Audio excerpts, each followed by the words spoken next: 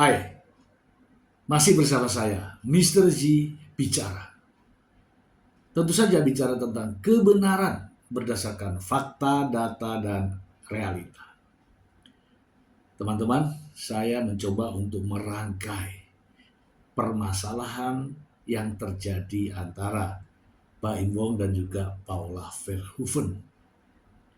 Saya mendapatkan informasi ini ya dari pengacara Paula terdahulu, yaitu Anna Sophia Yuking. Ya, sebenarnya ternyata Paula Verhoeven ini sudah menyampaikan bahwa ada rencana perceraian, ada rencana untuk berpisah dirinya dengan Baim Wong. Namun kita semua ini tidak pernah mendengar sedikit pun berita itu, bahwa antara Paula Verhoeven dan Baim Wong dalam satu rumah tangga itu terjadi gejolak. Kita tidak pernah mendengar. Dan inilah cara Paula Verhoeven menyikapi rumah tangganya yang sedang mengalami permasalahan, namun tidak pernah diungkapkan baik kepada masyarakat atau melalui media sosial. Tidak pernah. Ini adalah salah satu kunci. Ternyata Paula telah menyimpan permasalahan ini begitu lama. Dan kita tahu semua ini karena adanya konferensi pers, ya, konferensi pers yang dilakukan oleh Baim Wong. Kenapa begitu? Gitu ya. Nah, teman-teman, supaya kita semua ini jelas ya. Jelas, itu persoalan mereka. Tapi di belakang ini, belakang ini muncul terus persoalan-persoalan, mulai dari tuduhan perselingkuhan sampai macam-macam di belakang. Kita dengarkan terlebih dahulu agar mengalir ceritanya ya, berikut ini. Paula merupakan klien kami ya, yang sudah datang ke kantor kami itu per April ya.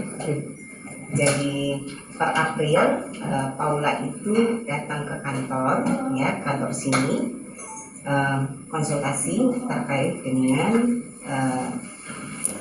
rencana perceraian ya, rencana perceraian antara Paula dan Baim sebagai suami.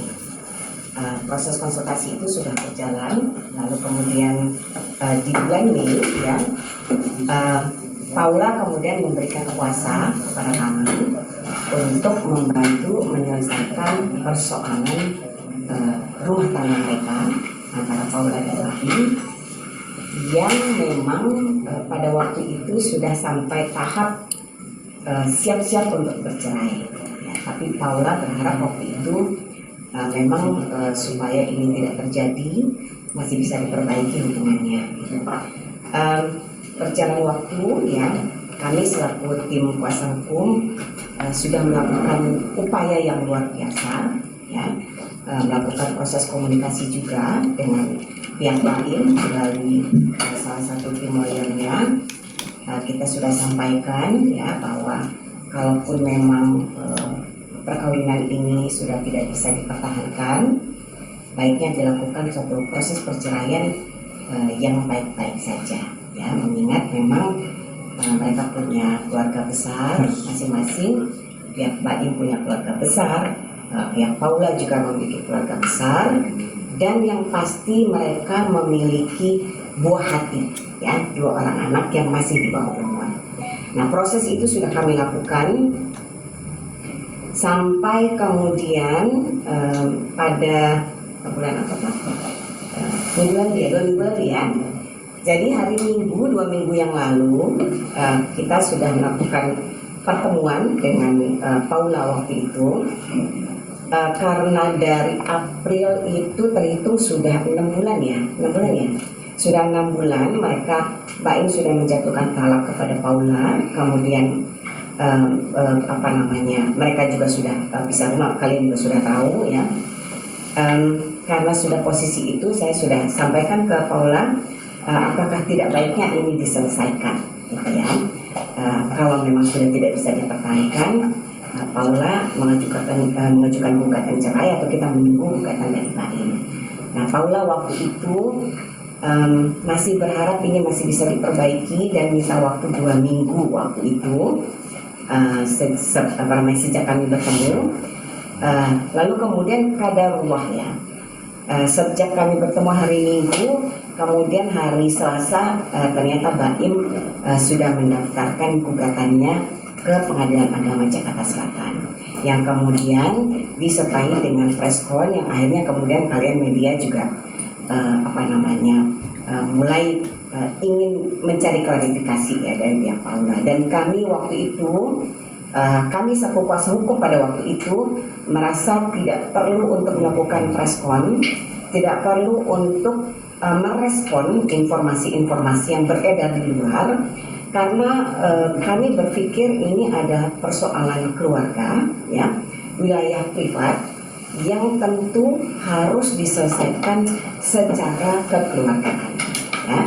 Kalau memang kemudian ini sudah sampai prosesnya di pengadilan, tentu yang terbaik adalah menyelesaikan persoalan ini di persidangan. Ya. Apa yang didalilkan, bukti-buktinya bagaimana, segala macam, kita berharap semua diselesaikannya di persidangan. Jadi kita bukannya kita tidak mau melayani wartawan waktu itu. Paula juga punya pertimbangan, Tante, ini persoalan akan semakin kisruh kalau kemudian kita ada statement-statement yang mungkin nanti terkena atau bagaimana. Apalagi kita harus menjaga nama baik keluarga besar, kita harus menjaga juga jejak digital yang sehat untuk anak yang di bawah umur 2 orang. Jadi saya selalu mengingatkan kepada pasangan yang ingin bercerai, kalau punya anak ya, jangan sampai ada kisruh di media sosial, karena itu meninggalkan jejak yang tidak baik buat anak-anak. Nah, itu pertimbangan kita. Karena sudah masuk gugatan, ada informasi simpang siur ya, kita jadi dikejar-kejar wartawan, dan sampai hari ini, sampai semalam ya, semalam siapa yang mau ngejar saya, lagi BIMTEK gitu. Jadi sampai semalam saya sedang BIMTEK juga, menghadiri BIMTEK Mahkamah Konstitusi sampai malam, dan banyak juga yang ingin ketemu sampai malam. Saya pikir sudahlah hari ini saja saya harus sampaikan informasi ya. Perlu saya sampaikan ya, hari Jumat setelah hari Selasa Baim melakukan gugatan ya, kita sudah melakukan bedah kasus dengan Paula ya hari Jumat. Lalu kemudian kita sepakat untuk melanjutkan bedah kasus lagi di hari Senin untuk persiapan sidang besok, sidang mediasi. Nah, Senin Paula tidak hadir ya, kemudian Selasa juga Paula tidak hadir, katanya tidak enak badan. Lalu kemudian saya sampaikan kepada teman-teman supaya saya tidak dikejar-kejar lagi, Paula sudah mengirimkan surat pencabutan kuasanya kepada kami, kantor Looking & Co Attorneys at Law. Jadi terhitung sejak Paula menyampaikan pencabutan surat kuasa, tentu Paula mungkin sudah menunjuk advokat yang lain, dan itu merupakan kewenangan penuh Paula ya. Dia punya pertimbangan sendiri, mungkin pertimbangan pribadi ataupun keluarga, sehingga kemudian menunjuk advokat yang lain. Meskipun ya saya beritahukan, pencabutan surat kuasa itu bukan surat kuasa yang sudah terdaftar di pengadilan untuk sidang besok. Karena sebenarnya kuasa kita sudah didaftar ke pengadilan dan besok kita sebenarnya sudah siap sidang. Tapi Paula mencabut surat kuasa yang terakhir. Tapi apapun itu sebenarnya hanya masalah teknis saja ya.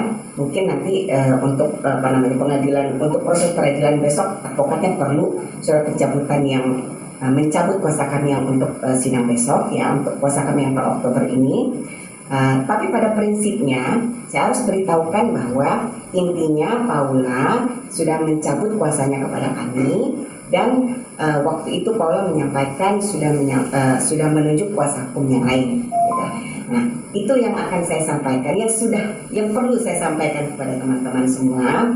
Dan saya selaku orang yang mengenal baik Baim, saya juga mengenal baik Paula, ya. Mereka adalah pasangan suami istri yang sebenarnya baik-baik saja. Bahwa kemudian dalam perkawinan mereka ada persoalan, ada perbedaan cara pandang, segala macam. Itu manusiawi, dalam setiap perkawinan pasti selalu ada persoalan. Dan kalau memang ini adalah keputusan terbaik mereka untuk bercerai, saya ya meminta semua teman-teman juga semua mendoakan semoga ya proses perceraian Paula dan Baim bisa selesai dengan baik-baik, ya. Dan yang pasti dimudahkan oleh Allah Subhanahu wa taala semata-mata untuk kebaikan, baik itu untuk Paula, untuk Baim, untuk keluarga besar, dan yang pasti untuk anak-anak. Jadi kalaupun mereka harus bercerai, saya berharap mereka bisa cepat selesai cerai dengan baik-baik, ya kan, tanpa ada kisruh sana sini, tidak perlu saling menjatuhkan satu sama lain, karena mereka punya anak. Itu aja. Jadi dari awal sebenarnya waktu Paula datang ke sini di bulan April, berdiskusi, berkonsultasi, concern saya hanya satu. Kalau memang sudah tidak bisa dipertahankan, cerai. Tapi lakukan dengan baik demi anak-anak. Nah teman-teman ya, di sini jelas ya, dari uraian yang begitu jelas tadi, tidak kita dengarkan permasalahannya sebenarnya itu apa. Dan sang konsultan hukum ini tadi menyampaikan bahwa kalau memang tidak bisa diperbaiki ya harus memang cerai. Tidak dijelaskan permasalahannya apa, namun upaya untuk cerai itu sebenarnya dari Paula. Namun dengan nasihat dari ini tadi penasihat hukum, kalau bisa ya diperbaiki dulu gitu ya, perbaiki. Jadi intinya niat dari Paula. Kenapa niatnya dari Paula? Ya tentu saja mungkin Anda sudah tahu ya, dia seorang wanita sehingga tunggu dulu aja deh begitu ya. Namun berbeda dengan pernyataan dari Fahmi Bahmid ya. Di sini nanti ya Fahmi Bahmid juga menjelaskan apa sebenarnya permasalahannya sehingga ingin menggugat cerai. Begitu ya. Coba kita simak bersama-sama. Satu amanah saja, yang lain saya tidak mau jawab karena itu tanggal 23. Dia bilang begini, Bang, tolong kalau abang ketemu sama teman-teman, sampaikan bang, saya ini pelit menurut ya, karena saya setiap bulan ada kalanya saya mentransfer uang itu sekitar 300 sampai 400 juta untuk biaya keperluan secara akumulasi. Mungkin saya dibilang pelit bang, karena saya setiap bulan kadang 180 juta sampai 190 juta. Apa itu bang yang menyebabkan saya dikategorikan pelit? Karena saya hanya mampu memberikan transfer, memberikan biaya kehidupan itu 300, 400, 180. Apa itu? Anda yang menilai semua. Ini amanah yang harus saya sampaikan. Bang, amanah dari Muhammad Ibrahim. Bang Baim sempat kena mental nggak sih dengan sebutan pelit seperti itu? Ya ini disampaikan. Dia pelit karena dia setiap bulan 400 juta yang ditransfer, yang diberikan. Artinya itu sindiran. Saya nggak tahu. Saya nggak tahu. Jadi saya kan ketemu kira-kira malam, bukan ini 2 hari yang lalu. Bang, sampaikan, saya dibilang pelit mungkin karena saya setiap bulan itu hanya bisa memberikan 400 juta, 180 juta. Saya bilang, Baim, apapun yang kamu bicarakan sekarang, saya hanya minta bukti. Saya tidak kira bukti. Ya, buktinya ada di mobil saya. Saya tidak mau dengan bukti ini karena ini bukti rekapitulasi yang Anda buat. Artinya ini bukti rekapitulasi dari Anda punya akuntan, dari Anda punya staf keuangan. Saya tidak butuh ini. Saya butuh mana bukti transfer? Dikeluarkan bukti transfer. Memang ada kejadian Januari 250 juta, ada kejadian ada sekian-sekian. Pokoknya setiap bulan itu di atas 100 juta. Ada yang hampir 400 juta. Apakah ini bang? Saya dibilang pelit. Mungkin. Karena kau hanya mampu 400 juta, kamu dibilang pelit. Seperti itu. Bang, Ya. kemarin udah ketemu Baim. Nah, ini pernyataan dari Fahmi Bahmid dalam konferensi pers juga mengatakan bahwa tidak menyinggung persoalan adanya perselingkuhan, teman-teman. Yang dijadikan persoalan hanyalah pisah rumah, kemudian masalah ketidakjujuran, yaitu kaitannya dengan uang. Ya, tadi disebutkan mengenai pelit dan sebagainya. Tetapi mengapa akhir-akhir ini justru tuduhannya jadi perselingkuhan? Kemudian beralih lagi pada trauma anak. Ya, dari pernyataan ini tadi, ya, pernyataan sang pengacara tidak sama sekali menyebutkan masalah adanya pihak ketiga, orang ketiga, ataupun perselingkuhan. Namun anehnya dalam konferensi pers justru simak sendiri. Ya, Assalamualaikum warahmatullahi wabarakatuh dan selamat sore. Terima kasih rekan-rekan semua. Saya informasikan bahwa Muhammad Ibrahim alias Baim Wong pada hari Senin telah mendaftarkan gugatannya ke Pengadilan Agama Jakarta Selatan terkait dengan gugatan cerai talak terhadap istrinya yang bernama Paula. Apa yang menjadi persoalan ini saya ibaratkan pagar makan tanaman. Itu dia punya judul cerita. Jadi bagaimana, seperti apa kejadiannya, karena ini sesuatu yang cukup pribadi biar yang bersangkutan yang menjelaskan. Mungkin begitu saya sampaikan. Dan penjelasan Baim Wong di sini saya mendengarkan secara cermat. Baim Wong sendiri juga tidak tahu sama sekali. Yang jadi persoalan hanyalah percakapan WhatsApp, bukan persoalan perselingkuhan. Baim Wong sendiri juga nggak mengatakan itu. Tidak ada perselingkuhan. Tapi udah simak dulu.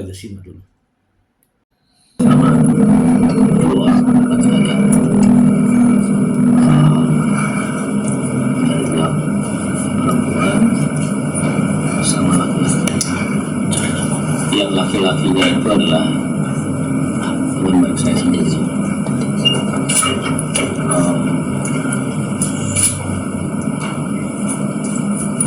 Sebenarnya pas kejadian itu hari pertama saya itu sudah memaafkan, tapi pakai caranya saya ya. Dan saya nanyakannya ketika saya mengetahui ada telepon laki-laki itu diganti sama pihak wanita dengan nama laki-laki. Ya kalian semua juga laki-laki ya. Ketika ada di posisi itu, jangan sekali memaafkan. Karena maaf, saya tidak tahu mereka itu ngapain. Saya juga tidak mau sudah dari rangkaian semua itu. Karena ini sudah 1 tahun ketika itu ada. Saya sendiri juga kadang-kadang suka nggak percaya. Jangankan kalian, saya tidak percaya apa yang terjadi sama saya. Karena saya selama ini cuma menahan semuanya selama 1 tahun. Saya karena anak saya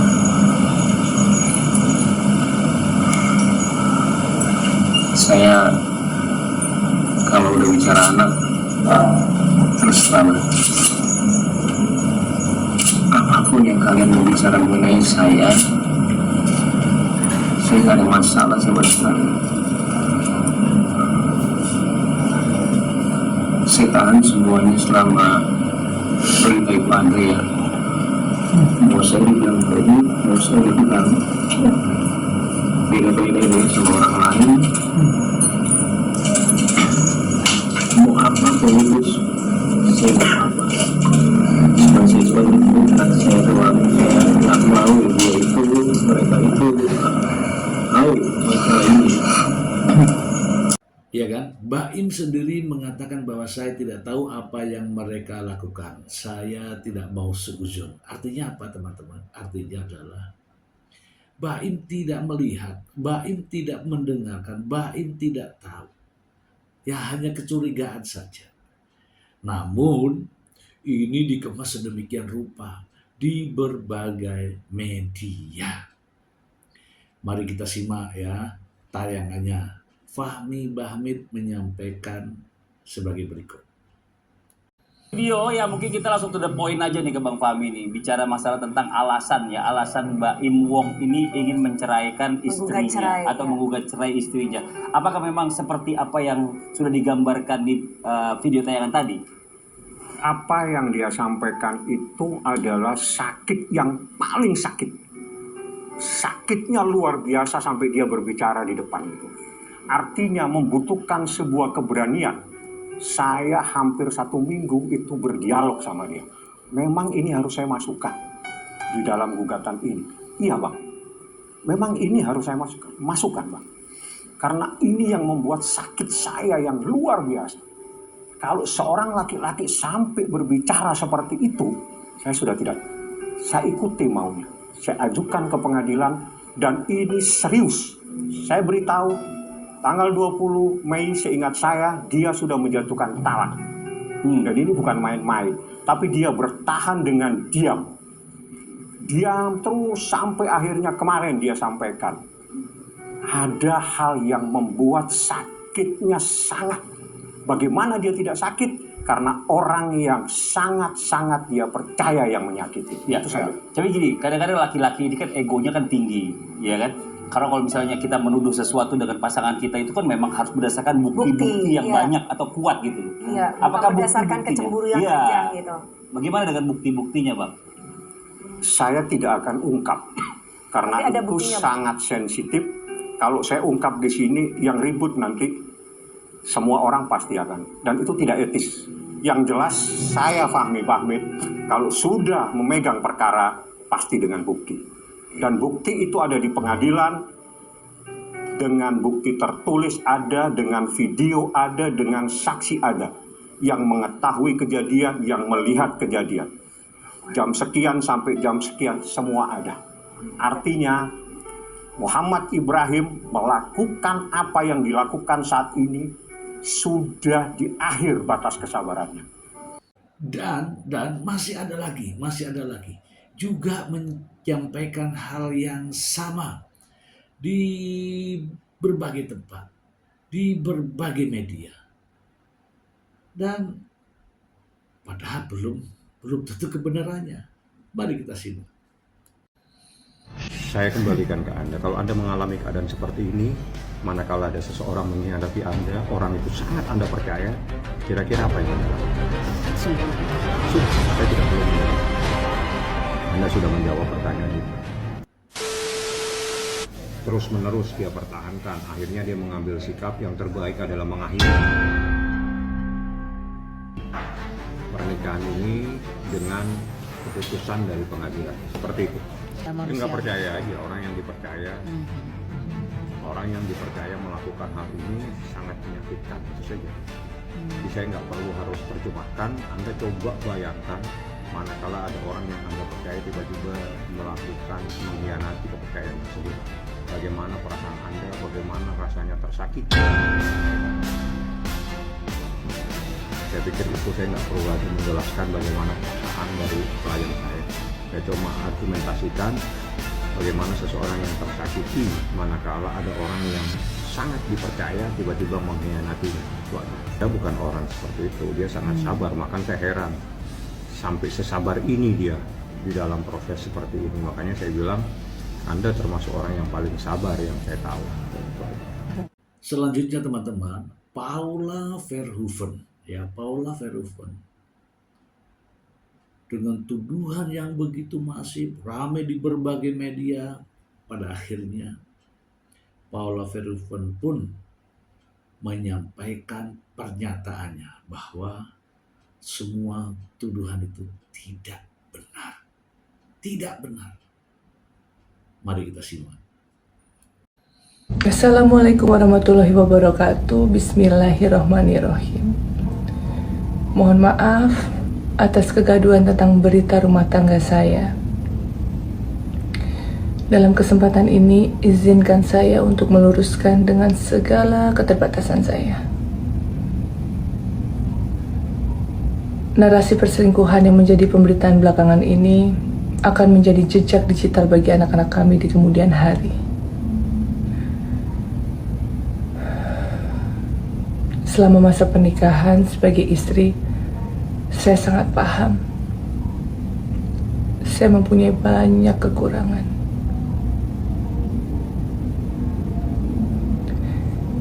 Namun dalam kesempatan ini, saya ingin meluruskan bahwa berita perselingkuhan itu tidak benar.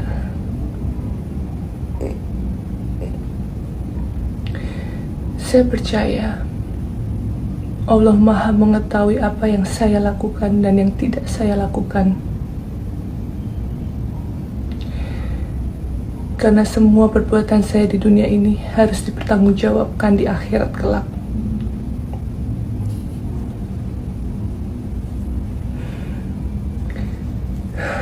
Saat ini bukanlah tahap yang mudah untuk kami, saya dan juga anak-anak. Oleh karena itu, dengan segala kerendahan hati, mohon doanya.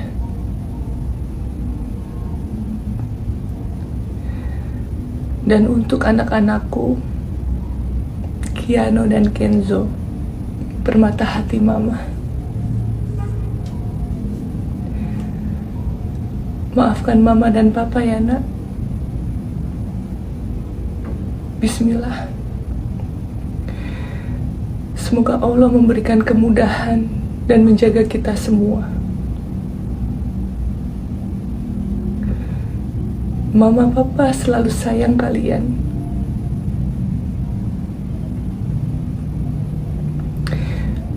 Wassalamualaikum warahmatullahi wabarakatuh. Terima kasih.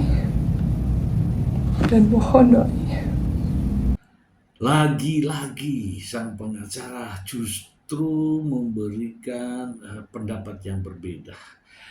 Ya, sulit untuk dicerna ya. Mari kita simak berikut ini. Balik dulu. Paham ya? Jadi kalau orang digugat terus dia bilang tidak benar kamu semua, kamu pembohong, boleh. Artinya silakan ngomong apa saja. Yang punya bukti saya, yang punya saksi saya, yang akan menghadirkan. Semuanya akan dipertanggungjawabkan nanti. Tadi bilang seperti itu ya Pak. Mungkin tanggapan Pak seperti Oh ya. Lagi ada. Berarti kalau misalkan abang mengaku sudah punya bukti, berarti memang nanti akan dibuktikan kebenaran Paula berselingkuh gitu bang di pengadilan atau seperti Ya nanti pada saat pembuktian ada. Siap. Terima kasih Pak Bami. Perselingkuhan itu kan bisa jadi salah satunya itu adalah salah satunya itu adalah perbuatan badan segala macam. Ketemu hari Senin usulannya ada. Tapi bukti apa? Istrinya tidak sudah sendiri membawa Saya kan ketawa. Bagi saya yang tahu proses hukum, saya hanya ketawa kalau orang membantah-bantah itu boleh. Bantah boleh, gugat balik, jangan bantah, gugat balik enggak. bisa dibilang ada bukti kuat bagi saksi nantinya akan membantah Paula. Keren pertanyaannya, tapi jawabannya nanti tidak. Bang, tadi bukti-bukti itu apa saja sih maksudnya? Waduh, di dompet gua ketinggalan. Tapi kan kalau saya nggak salah adanya bukti Sekolahnya keliru. Kalau orang sekolahnya keliru mungkin jawabnya seperti itu. Kalau orang juga tidak tahu syariat Islam mungkin jawabnya seperti itu. Kalau orang paham tentang syariat Islam, dia tidak akan bertanya dengan persoalan itu. Ya, oke? Anda buka kembali. seorang istri itu keluar dari rumah saja wajib izin sama suami. Seorang istri keluar dari rumah wajib izin dari suaminya. Itu syariat Islam. Ada ayat lagi. Saya tidak mau menjelaskan semuanya. Saya mau pulang. Nah, perjalanan panjang sidang gugatan cerai ini terkait dengan adanya dugaan-dugaan, tudingan-tudingan adanya perselingkuhan terus digulirkan. Namun dalam persidangan, proses pembuktiannya, tidak satu pun kita mendengarkan adanya bukti perselingkuhan. Justru yang muncul kalimat adalah ibunya ya penyebab sebagai trauma anak ya. Saya persingkat lagi, anak-anaknya trauma kepada ibunya. Bahkan terus-menerus setiap kali persidangan justru trauma anak lah yang diperbincangkan. Saya kira begini teman-teman ya. Ini upaya ya. Saya sudah pernah mengulas beberapa waktu yang lalu terkait dengan bentuk kepanikan ya, bentuk kepanikan. Saya mengatakan bahwa begitu banyak bukti yang diajukan oleh pihak Bahim Wong ke Pengadilan Agama Jakarta Selatan. Namun bukti-bukti itu tidak terkait dengan adanya perselingkuhan. Ya, kalau bukti perselingkuhan itu ada rekaman perselingkuhan, ya kan, atau CCTV keberangkatan antara dua orang, laki-laki dan perempuan, CCTV masuk kamar, pesanan hotel dan sebagainya. Tetapi justru bukti-bukti itu adalah kaitannya dengan anak, teman-teman, anak, bukan masalah perselingkuhan. Jadi dalil utama, dalil pokok justru berubah. Terus diperkuat dengan adanya bukti-bukti adanya anak-anak trauma kepada ibunya. Ya, ada juga rekaman-rekaman video yang dibuat oleh Bahim Wong. Lalu konferensi pers pun terus dibuat sedemikian rupa seolah-olah anak-anak dari Paula Verhoeven dan juga Bahim Wong ini trauma terhadap ibunya. Terus menyampaikan. Bahkan ya ada kalimat-kalimat yang sangat ya menurut pendapat saya itu tidak layak, tidak pantas lah untuk diucapkan. Mari kita simak. Ya kalau ketemu Paula takut banget apa yang dia lihat. Kenapa? Ini sudah ada forensik anak. Ada videonya ada. Forensik anak itu disumpah sama negara tidak boleh melihat kemana-mana. Dan dia melihat sendiri kondisi anak seperti apa. Dan ini anak psikis mentalnya sudah kena. Dan saya juga nggak tahu, setiap assalamualaikum Paula takut anak saya. Dan semua videonya saya nggak ingin enggak, saya cuma pengadilan dia. Saya nggak ada.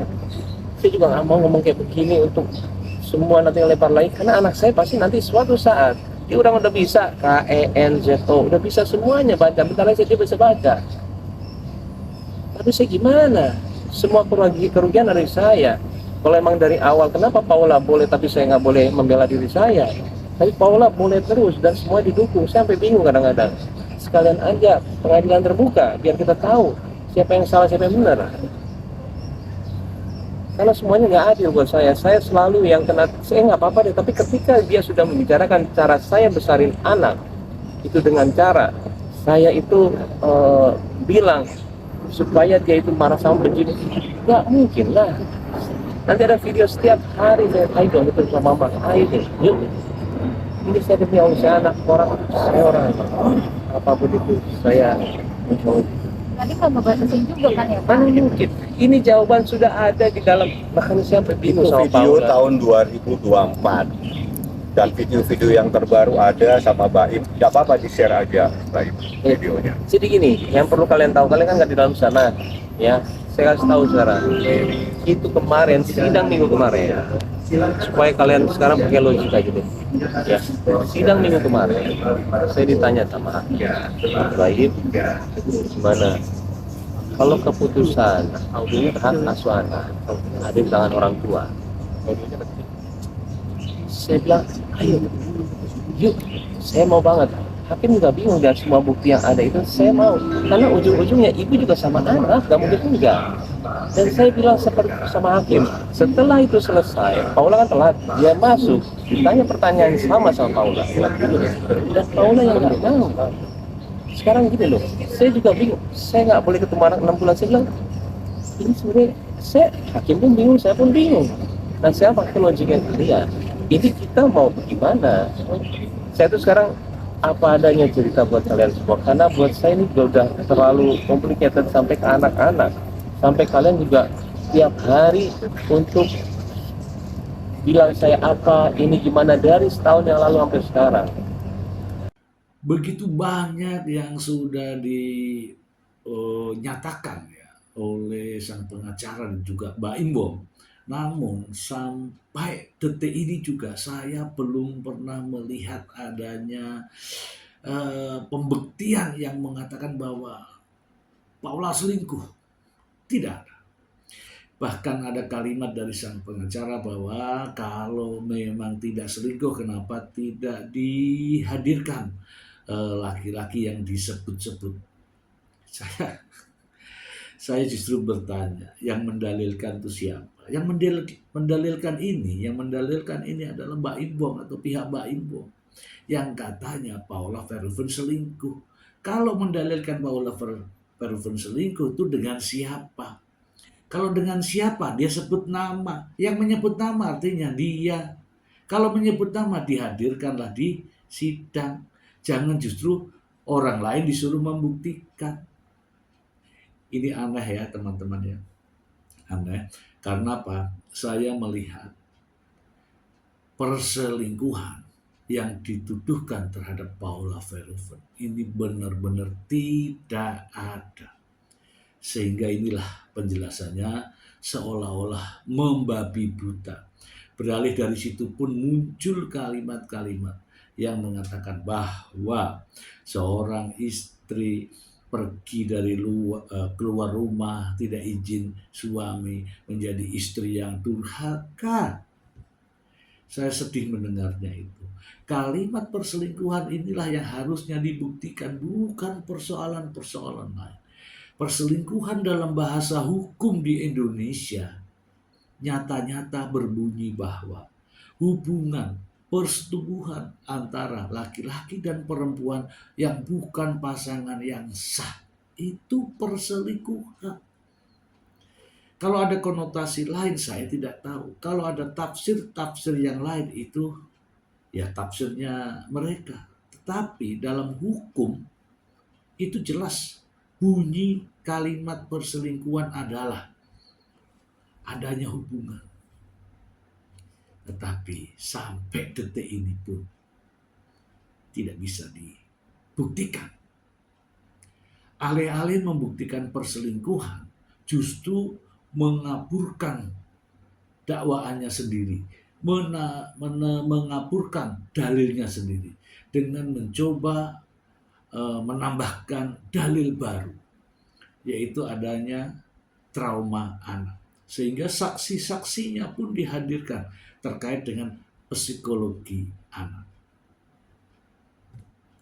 Anehnya lagi teman-teman, setelah beberapa hari kemudian Paula Verhoeven menayangkan atau mengunggah video terkait dengan suara anaknya ketika dia menangis. Berikut ini. Anak mama soleh cium. Ada hadiah kakak, adek, hadiah nih, hadiah adek, hadiahnya ada mana kak? Nanti papa marah, nanti mama dimarahin papa. Oh iya. baik adek, papa nggak marahin mama kok sayang. Assalamualaikum. Nih, mama bawa makanan. Ade udah mau makan. Mama cuma bawa makanan.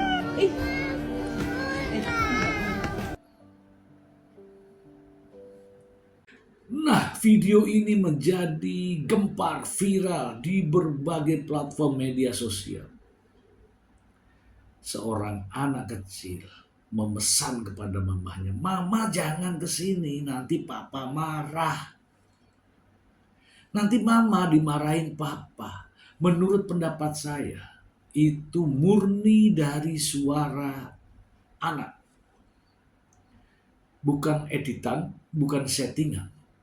Dan itu menurut pendapat saya, itu adalah cara anak melindungi mamahnya. Cara anak melindungi mamahnya supaya terhindar dari amarah papahnya. Itu menurut pendapat saya. Namun lagi-lagi teman-teman, lagi-lagi ada konferensi pers justru curhat ya, dari Mbak Im curhat, bahkan menyalahkan adanya tayangan itu.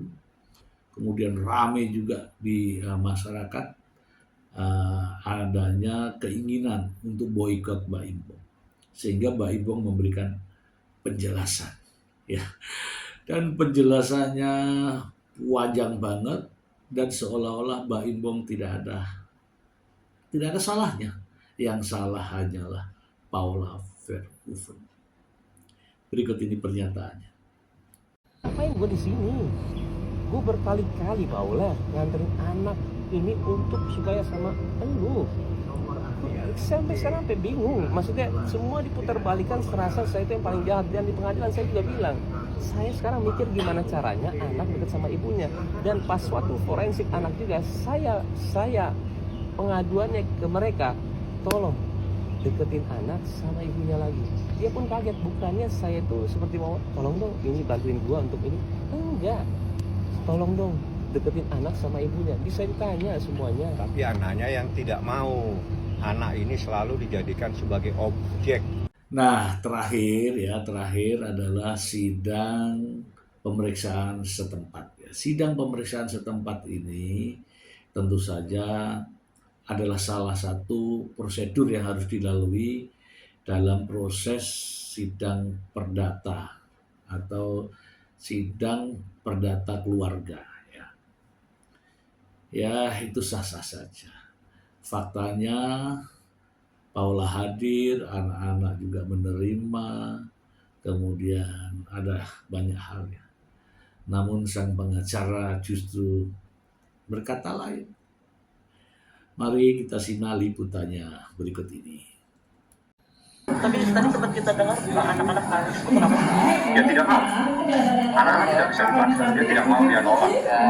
tidak mau sama ibunya. Tidak mau dengan ibunya. Jadi aneh bagi saya apabila seorang anak tiba-tiba menolak kehadiran ibunya. Ada apa terhadap ibu tersebut sampai anaknya pun menolak. Apalagi suaminya sudah jelas pasti diceraikan. Dan anaknya saja menolak. Nah, satu lagi nih teman-teman, satu lagi. Saya bukan mau menyatakan ini membela Paula atau tidak. Saya melihat dari posisi yang benarnya. Ya secara naluri ya saya melindungi wanita ya dengan cara saya. Ya. Tapi ada juga ungkapan bukan dari saya. Ini adalah seorang yang tahu ya secara di luar nalar, tetapi dia mengungkapkan sebuah kebenaran. Berikut ini. Pertama saya melihat dari aura Baim dan Paula, wallahu alam bisawaf, cuma Allah yang maha benar. Kalau prediksi ini tepat, kalau meleset itu dari saya Hatgumai yang salah karena saya manusia biasa. Ini hanya sebuah prediksi. Saya melihat pertama, saya mau memberikan nasihat saran pertama untuk Paula. Kenapa? Paula sebenarnya begini, saya melihat Paula itu harus lebih menerima sifat, karakter, tabiat dari suami, dari Baim. Harus lebih sabar, harus lebih tenang lagi, pikirkan ke depannya untuk anak, untuk ke depannya. Karena saya melihat juga, kenapa saya bilang harus lebih sabar, karena Baim ini, kalau saya boleh kasih saran, Baim Wong ini tipikal sosok yang temperamen, sulit untuk mengontrol emosi. Tanpa diketahui banyak masyarakat di luar sana, secara internal Baim Wong itu suka meledak-ledak, suka tidak terkontrol emosinya. Cuman saya mau menyampaikan bahwa saya secara langsung tidak mengenal kedua sosok selebritis tersebut. Tapi saya melihat bahwa di sini ada sebuah miskomunikasi dalam rumah tangga mereka. Ya. Saya juga melihat tidak ada pihak ketiga, tidak ada karena banyak di luar sana netizen, warganet yang bilang masyarakat adanya pihak ketiga mungkin unsur ini. Saya melihat malah walau bisawab, saya melihat tidak ada pihak ketiga, tidak ada sosok pria idaman lain atau. Nah, itu teman-teman ya, sebuah rangkaian yang mungkin banyak yang tak saya lompati, namun saya memberikan gambaran bahwa awal mula ini sebenarnya sudah dirasakan oleh Paula Verhoeven dari semula, dan konsultasilah dia dengan seorang konsultan hukum, namun berharap persoalan rumah tangganya masih bisa diperbaiki. Namun tidak sangka, saya tidak tahu entah dari mana datangnya, tiba-tiba atas petunjuk siapa, atas saran siapa, tiba-tiba Baim Wong bersama pengacaranya Fahmi Bahmid, yang kita tahu semua bahwa dia juga pengacara Nikita Mirjani. Dan saya tahu juga Nikita Mirjani dulu pernah berseteru dengan Baim Wong dan kini kembali baikan, ya itulah dinamika kehidupan. Dan pada akhirnya mendampingi Baim Wong, kemudian menyerang ya secara masif Paula Verhoeven. Saya menyebutkan ya banyak hal yang dia sampaikan dan itu jelas menyerang Paula Verhoeven. Sebut saja tadi sudah di awal disebutkan adanya pagar makan tanaman. Pagarnya itu sang laki-laki yang namanya Niko Surya itu, kemudian tanamannya adalah Paula Verhoeven. Kenapa ada pagar makan tanaman? Karena pemiliknya sendiri yang pemiliknya ya Baim Wong sendiri. Kemudian ada istilah ibu yang wanita, istri yang durhaka. Kemudian ada istri yang ibu yang jahat. Kemudian ada lagi istilah terjadi sesuatu yang rahasia di tempat yang eksklusif. Kemudian ada lagi seseorang yang tidak sehat jasmani dan rohani. Itu juga ditujukan kepada Paula Verhoeven. Kemudian ya mungkin tujuannya adalah Paula Verhoeven sakit jiwa kali ya, dengan tujuan supaya tidak mendapatkan hak asuh anak. Dan memang benar, dia menyampaikan seseorang yang tidak sehat jasmani dan rohani tidak layak mendapatkan hak asuh anak. Dan itu ditujukan kepada Paula Verhoeven. Kemudian kemarin ya pada saat sidang pemeriksaan setempat, sang pengacara menyampaikan aneh ya, anak-anak saja tidak mau sama ibunya, apalagi suaminya sudah pasti menceraikan. Ada apa dengan sang pengacara ini? Sepertinya ada sesuatu yang menyakitkan, dendam gitu ya, atau ada suruhan daripada orang lain, saya pun tidak tahu itu. Yang jelas terlihat, nampak di mata kita semua, ungkapan-ungkapan kalimat-kalimatnya merendahkan, menjatuhkan harkat dan martabat Paula Verhoeven sebagai seorang perempuan, sebagai seorang ibu, dan sebagai seorang istri. itu faktanya. Saya berbicara apa adanya, sesuai dengan fakta, dan tentu saja didukung dengan informasi dari berita. Semoga bermanfaat. Terima kasih.